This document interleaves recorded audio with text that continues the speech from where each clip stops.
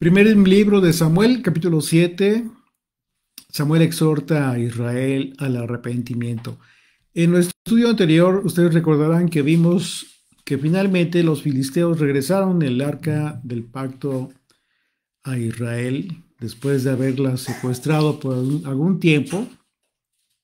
Fueron bastantes meses y, y bueno, el Señor otorgó las pruebas finales a los 5 reyes, pruebas, testimonios divinos de que en un momento dado los filisteos querían comprobar si efectivamente había sido el Dios de Israel que había generado toda aquella calamidad en el pueblo filisteo, por la que murieron muchos filisteos a causa de los tumores, a causa de la peste que Dios envió a los filisteos, y vino sobre ellos todo este mal a causa de haber secuestrado el arca del pacto.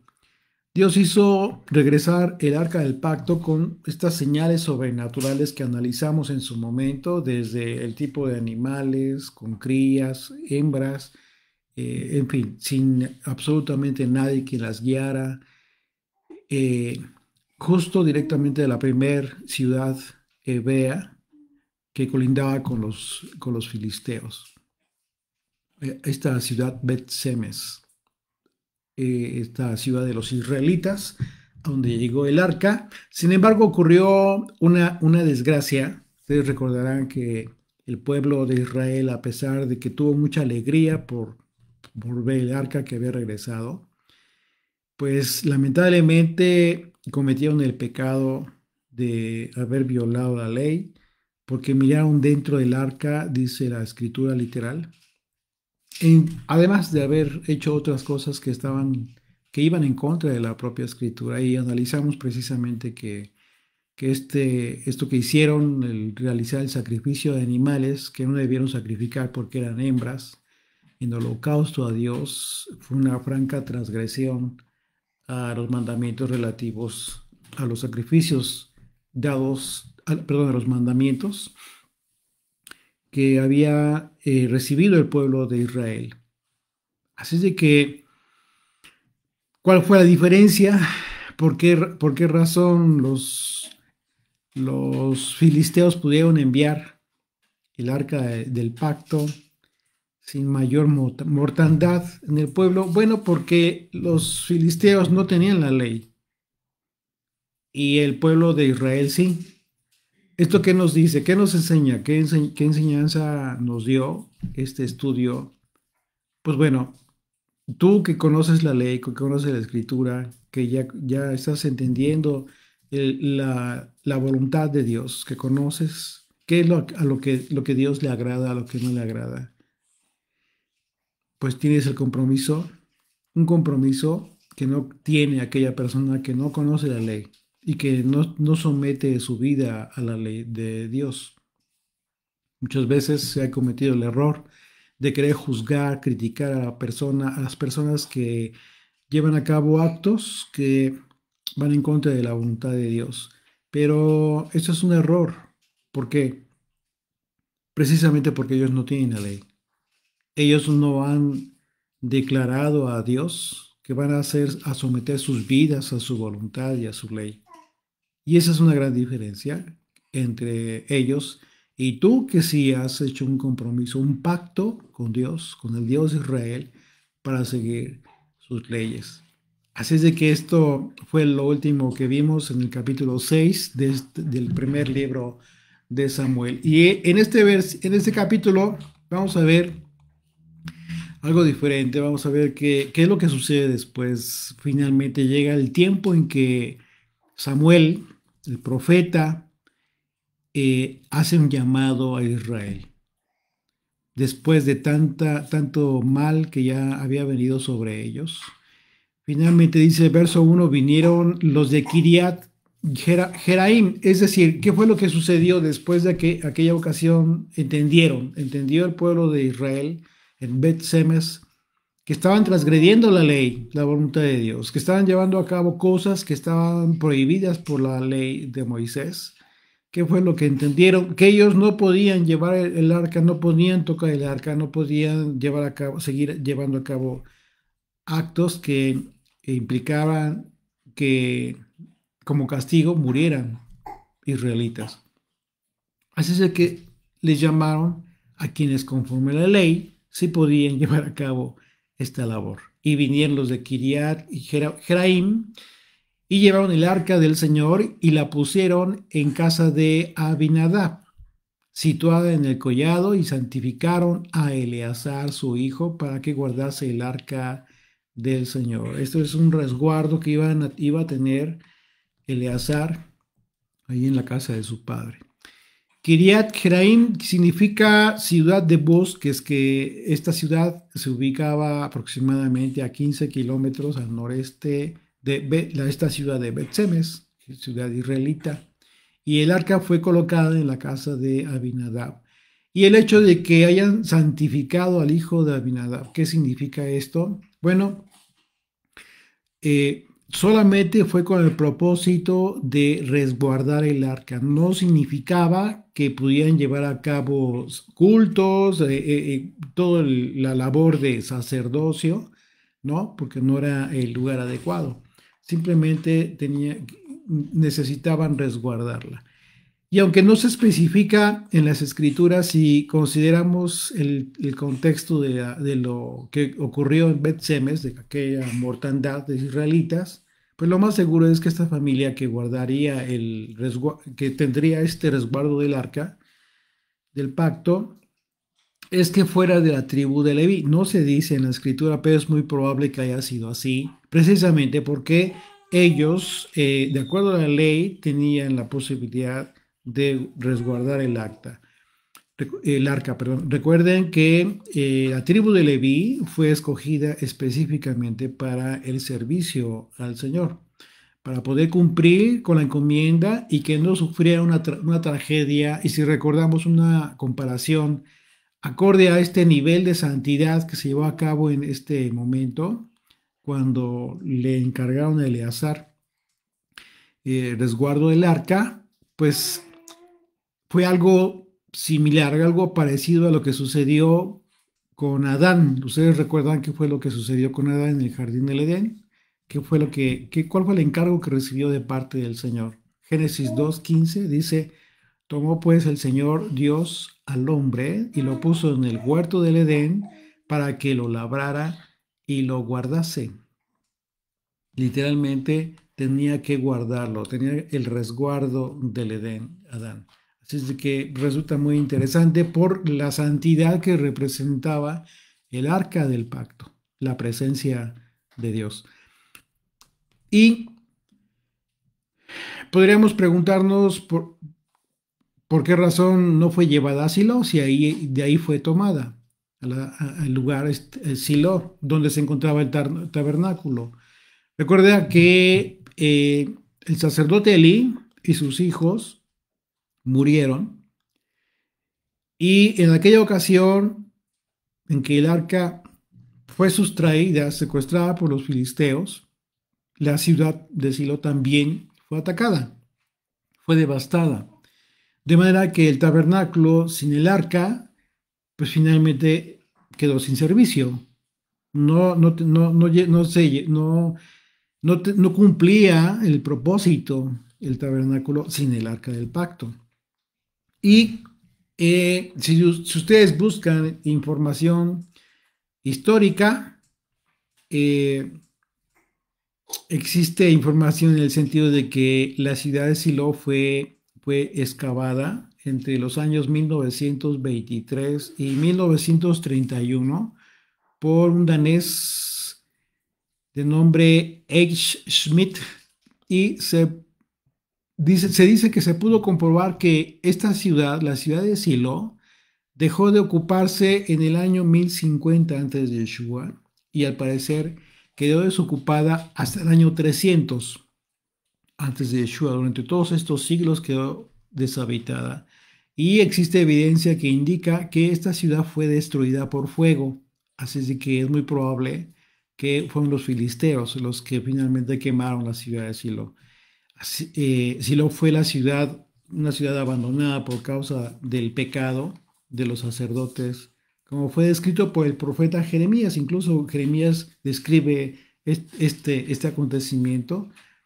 Dice Jeremías capítulo 7, a partir del verso 10, vendréis y os pondréis delante de mí en esta casa sobre la cual es invocado mi nombre, y diréis, libraos somos, librados somos. Pero seguir haciendo todas esas abominaciones, una vez más, ¿qué van a decir? Dice, ¿van a decir esto? ¿Van a seguir haciendo todas estas abominaciones? Verso 11, es cueva de ladrones delante de vuestros ojos esta casa sobre la cual es invocado mi nombre. He aquí que también lo veo, dice el Señor. Andad ahora a mi lugar en Silo, donde hice morar mi nombre al principio, y ved lo que hice por la maldad de mi pueblo Israel. Si ustedes recuerdan el contexto de los estudios anteriores que hemos tenido, cómo fue que finalmente Dios permitió que eh, el pueblo de los filisteos llevaran a cabo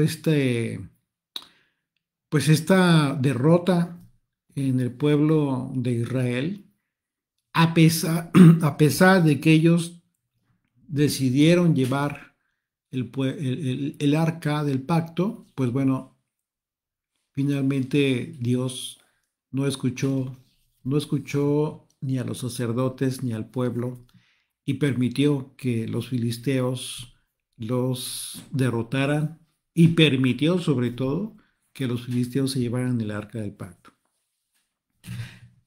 Y es lo que recuerda Jeremías ahí en el capítulo 7. Dice el verso 2, desde el día que llegó el arca a Kiriat Jearim, pasaron muchos días, 20 años, y toda la casa de Israel lamentaba en pos del Señor. Así es de que durante estos 20 años, Samuel pues continuó con su ministerio, maduró, creció, y bueno, finalmente se casó. Comentábamos que él se casó, y en el ministerio que recibió del Señor, maduró durante este lapso de tiempo. Y vemos que el pasaje dice que el pueblo de Israel lamentaba en pos del Señor. Esto significa que Israel tuvo que haberse humillado. Y esta humillación generó algo. ¿Qué fue lo que generó?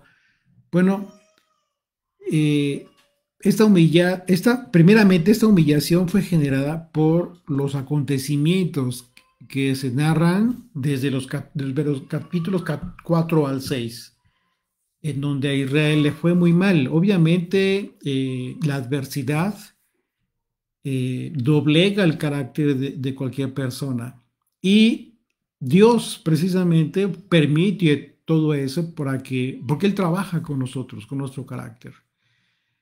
Estos acontecimientos provocaron entonces en Israel un cambio de actitud en todo el pueblo, y este lamento que se describe de todo el pueblo que sentía, pues era como un gemido, en donde toda la congregación se encontraba unida, y esta era la actitud en que Dios quería colocar a su pueblo para recibir las palabras del profeta. Es decir, finalmente el profeta Samuel iba a hacer una exhortación muy importante a todo el pueblo, y el propósito de todas estas aflicciones que había tenido el pueblo de Israel ya durante años, pues llegó el punto en que esa era la actitud, el quebranto de espíritu que tenía el pueblo, para entonces escuchar y recibir las palabras del profeta Samuel. Dice el verso 3, habló Samuel a toda la casa de Israel, diciendo, si de todo vuestro corazón os volvéis al Señor, quitad los dioses ajenos y a Astarot de entre vosotros, y preparad vuestro corazón al Señor, y solo a Él servid, y os librará de la mano de los filisteos. Entonces los hijos de Israel quitaron a los Baales y a Astarot y sirvieron solo al Señor. Y Samuel dijo: reunid a todo Israel en Mizpa y yo oraré por vosotros al Señor. Entonces, imagínate qué importante la exhortación de Samuel fue en la conciencia de que todo el pueblo había estado corrompido en su fe. Obviamente esto era súper conocido por Samuel, por eso hace esta exhortación tan fuerte, ¿sí? Porque Samuel era consciente de que Israel adoraba a, eh, a deidades ajenas, ¿sí? Estaba sirviendo a otros dioses. Y una de las deidades principales que Israel adoraba era esta llamada Astarte. El nombre de esta diosa viene del hebreo que significa estrella. Esta diosa se conocía como en algunas culturas como la diosa Venus, diosa del amor y la fortuna en la guerra. Fue adorada bajo distintos nombres en todas partes del mundo antiguo y se conocía en Grecia como Afrodita. En Babilonia se identificó como Ishtar y entre los fenicios como Astarte. En este pasaje se describe literalmente la palabra Astarot. Y bueno, ¿por qué? Bueno, porque la razón es porque es una palabra plural, Astarot. Esto es así porque muchas veces existían mujeres que se entregaban en el servicio a la diosa como prostitutas en el templo. Y como se describe en el versículo 4, este culto se asociaba a los Baales, que eran las deidades cananitas, que actuaban en conjunto con las artastes,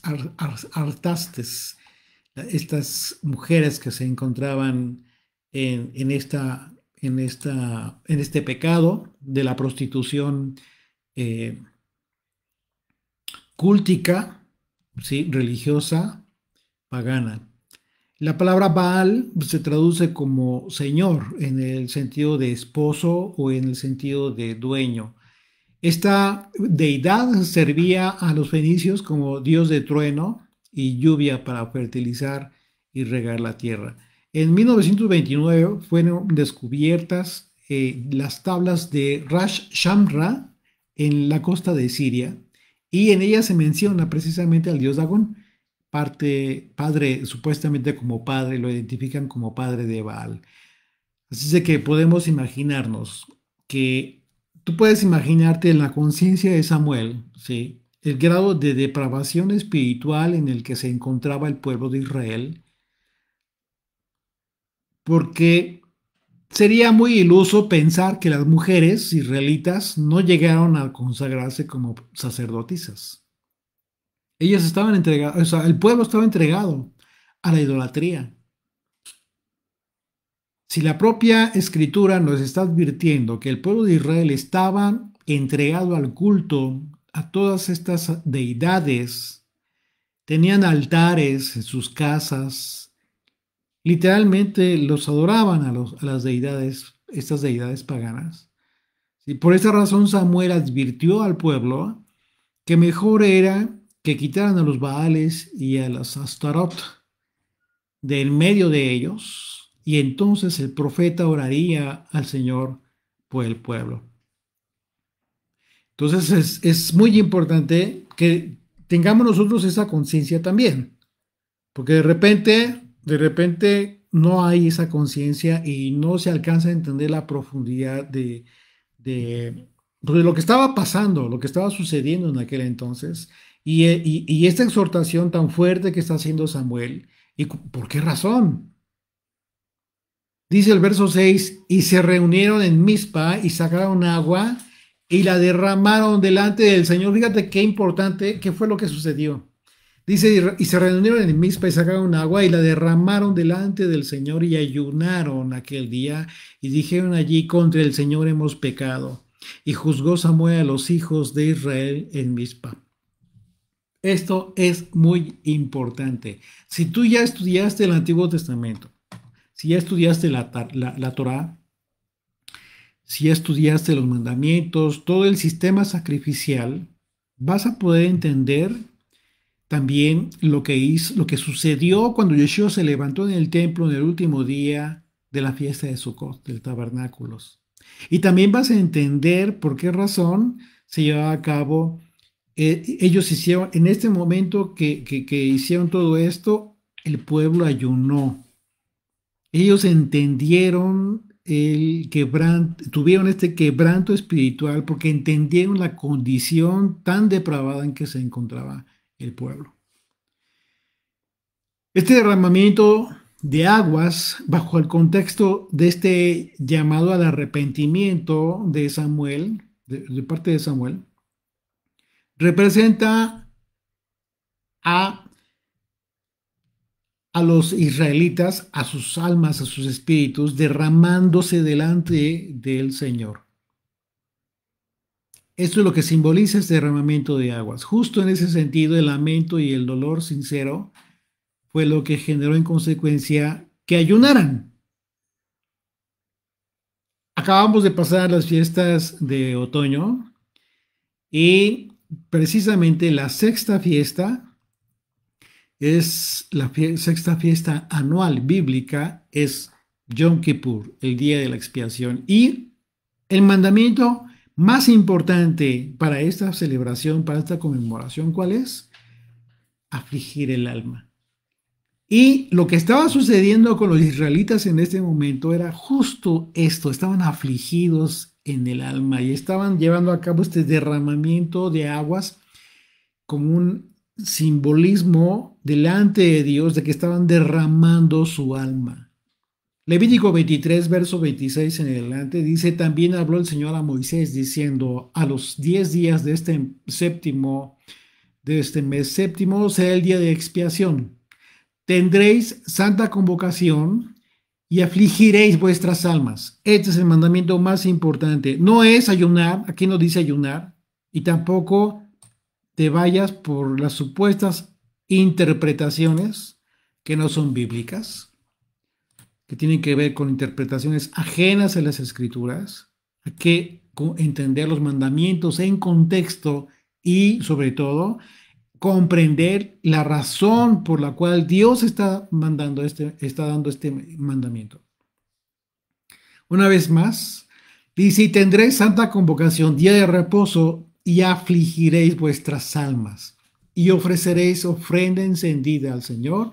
Ningún trabajo haréis en este día, porque es día de expiación, para reconciliaros delante del Señor vuestro Dios, porque toda persona que no afligiere en este mismo día será cortada de su pueblo.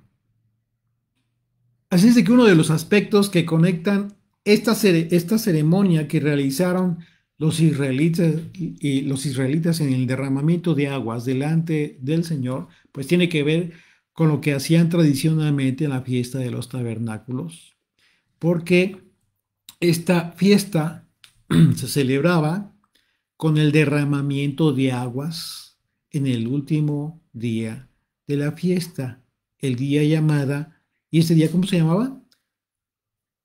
Hoshana Rabbah, que significa el día del gran Hosana. ¿También te recuerda algo más? ¿Qué sucedió con Yeshua cuando llegó a Jerusalén? La entrada triunfal. Así de que, ¿qué sucedió? Entonces aquí, si estamos entendiendo lo que está, la actitud de humillación que estaba teniendo el pueblo, si esta aflicción de alma que estaba teniendo literal, te recuerda el motivo por el que tú ayunas en Yom Kippur. No es porque Dios, el Señor, te haya mandado que ayunes. No tiene sentido un mandamiento así. El mandamiento, por esa razón, dice, afligiréis vuestras almas. Y como consecuencia viene el ayuno.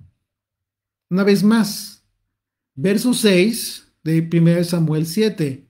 y se reunieron en Mizpa y sacaron agua y la derramaron delante del Señor y ayunaron aquel día en consecuencia por este quebranto de espíritu.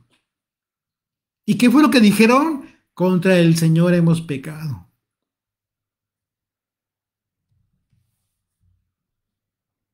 Había una confesión del pecado que estaban cometiendo. Entonces, este derramamiento de aguas, esta libación de aguas sobre el altar, está conectando, te conecta literalmente con lo que se hacía en Jerusalén en la fiesta de los tabernáculos, ¿sí? En donde se celebraba el derramamiento de aguas. ¿De dónde traían el agua? Del estanque de Silo, ahí en Jerusalén, en el último día que era identificado con el nombre de Hoshana Rabbah, el día del gran Osana.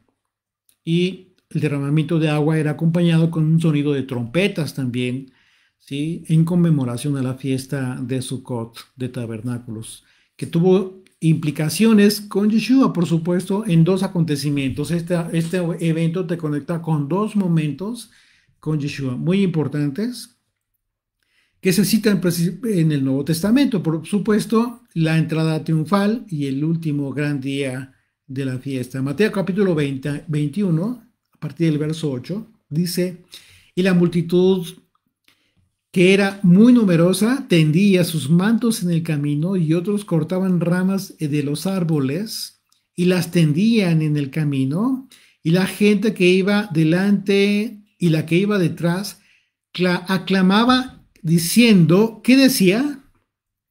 Osana, Osana al Hijo de David, el gran Osana, Osana al Hijo de David, bendito el que viene en el nombre del Señor, Osana en las alturas. Cuando entró él en Jerusalén, toda la ciudad se conmovió diciendo, ¿quién es este? Y la gente decía, este es Yeshua, el profeta de Nazaret de Galilea. Imagínate qué emocionante momento debe haber sido ese. Por supuesto, para la gente que estaba entendiendo todo lo que estaba sucediendo y que entendían todos estos simbolismos. Juan capítulo 7, verso 37, en el último gran día de la fiesta, Yeshua se puso en pie y alzó la voz diciendo, si alguno tiene sed, venga a mí y beba. El que cree en mí, como dice la escritura, de su interior correrán ríos de agua viva. Esto dijo del Espíritu que habían de recibir los que creyesen en él, pues aún no había venido el Espíritu Santo, porque Yeshua no había sido aún glorificado. Así es de que imagínate esto que vemos en el primer libro de Samuel, que se describe cuando Samuel exhorta a Israel para dejar su pecado de idolatría. Y el pueblo entiende la actitud y la posición en que se encontraba delante de Dios. Se quebrantaron de espíritu y derramaron aguas. Esto es muy, muy significativo para que tú lo entiendas, lo que realmente estaba sucediendo, el real quebranto que estaban teniendo el pueblo de Israel. Y dice el verso 7, cuando oyeron los filisteos de los hijos de Israel, que los hijos de Israel estaban reunidos en Mizpa, subieron los principales de los filisteos contra Israel, y al oír esto, los hijos de Israel tuvieron temor de los filisteos. Entonces dijeron los hijos de Israel a Samuel, no ceses de clamar por nosotros. Fíjate bien, estaban sosteniéndose de lo único de santidad que tenían en ese momento, y era su conexión con Dios, que era el profeta Samuel. Y dicen, y fíjate lo que dice, entonces dijeron a los hijos de Israel a Samuel, no ceses de clamar por nosotros al Señor nuestro Dios, para que nos guarde de la mano de los filisteos. Y Samuel tomó un cordero de leche y lo sacrificó entero en holocausto al Señor, y clamó Samuel al Señor por Israel, y el Señor le oyó. Cuando leemos lo que estaba pasando, cuando Israel estaba en este proceso de arrepentimiento, pues podemos entender cómo se maneja el enemigo. Y esto pues es lo que siempre pasa cuando el pueblo se une. El enemigo, ¿cuándo va a atacar? Cuando eres débil. Pero cuando eres débil en tu fe, es justo el momento en que el traidor va a atacarte. Porque ese es su papel. Pero el enemigo, o sea, el enemigo no se va a preocupar por un pueblo que está debilitado, que está en desorden, alejado de Dios, como se encontraba Israel. Así es de que cuando te preguntes por qué a esta gente no le pasa nada, por qué a esta gente esto y lo otro, bueno, la escritura te lo enseña, te dice claramente cómo es que se maneja el enemigo, en, por quienes sí se preocupa por atacar y a quienes, por quienes no se preocupa porque están de su lado.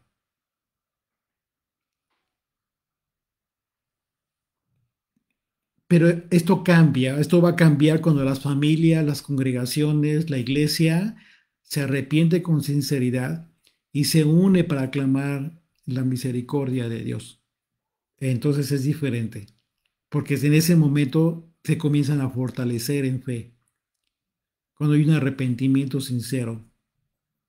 Porque Satanás va a estar perdiendo terreno ante un pueblo, ante las familias arrepentidas. Y podemos ver que esto, en este pasaje, pues Israel había escuchado las palabras de Samuel y ya estaba en este proceso de quitar a los Baales y a las Astarot de en medio de ellos. Entonces, esto fue una señal clara de que realmente querían hacer lo correcto. Y dice al final del verso 9 que el Señor escuchó a Samuel. Esto es muy importante. ¿Por qué? Vamos a ver lo que sucedió. Dice el verso 10, y aconteció que mientras Samuel sacrificaba en holocausto, los filisteos llegaron para pelear con los hijos de Israel, mas el Señor tronó aquel día con gran estruendo sobre los filisteos y los atemorizó y fueron vencidos delante de Israel. O sea, imagínate lo que sucedió. Así, la escritura te lo dice de esa manera y quizás a veces se nos complica imaginarnos qué fue lo que hizo Dios para que se espantaran los filisteos, imagínate. Los israelitas estaban listos para combatir y sin embargo en este momento la actitud del pueblo pues ya era otra, ¿sí? Y esa es la razón por la que ellos pudieron ver la manifestación del poder de Dios frente a los enemigos de Israel. La palabra tronó en el hebreo es la palabra Ra'am y se traduce literalmente como hacer temblar. Y esto generó que los filisteos tuvieran una confusión tremenda y que se echaran a correr desorganizadamente.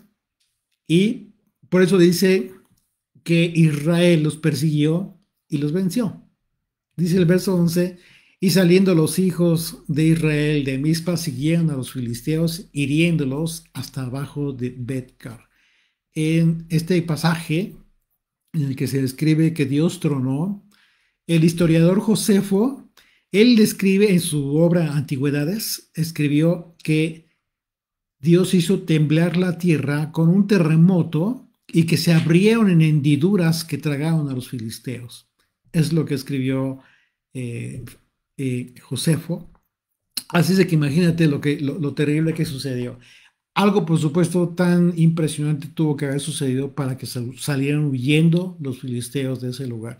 Como en muchas otras ocasiones, el Señor se manifestó en favor de los ejércitos de Israel de forma sobrenatural y poderosa para, para defender a su pueblo. Dice el verso 12, tomó luego Samuel una piedra y la puso entre Mizpa y Sen y le puso por nombre Ebenezer, diciendo, hasta aquí nos ayudó el Señor. Es interesante cómo es que la escritura registra los eventos más importantes de Israel, en donde el pueblo, a través de sus líderes, usaban una roca, usaban rocas literalmente para conmemorar el lugar en donde Dios se manifestó de forma poderosa y sobrenatural. Por ejemplo, Génesis capítulo 28, a partir del verso 16, solo por citar algunos ejemplos, dice, y despertó Jacob de su sueño y dijo, ciertamente el Señor está en este lugar, y yo no lo sabía, y tuvo miedo, dijo, cuán terrible es este lugar. No es otra cosa que casa de Dios y puerta del cielo. Y se levantó Jacob de mañana y tomó la piedra que había puesto de cabecera y la alzó por señal y derramó aceite encima de ella. Un evento importantísimo, por ejemplo, para el padre de Israel, de las 12 tribus. Dice Josué capítulo 4, verso 5, otro evento también donde los líderes colocan piedras como testimonio del poder de Dios. Dice, y les dijo Josué, pasad delante del arca del Señor vuestro Dios a la mitad del Jordán, y cada uno de vosotros tome una piedra sobre su hombro, conforme al número de las tribus de los hijos de Israel, para que esto sea señal entre vosotros. Y cuando vuestros hijos preguntaren a sus padres mañana diciendo, ¿qué significan estas piedras? Les responderéis que las aguas del Jordán fueron divididas delante del arca del pacto del Señor. Cuando ella pasó al Jordán, las aguas del Jordán se dividieron.